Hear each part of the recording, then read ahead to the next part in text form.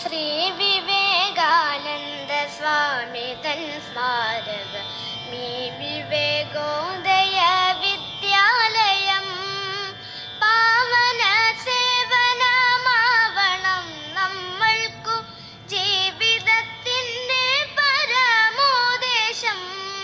ഭാവി സംരക്ഷതൻ ഭാരമർപ്പിക്കുവാൻ ഭാരതം നമ്മളെ കാത്തിരിപ്പൂ.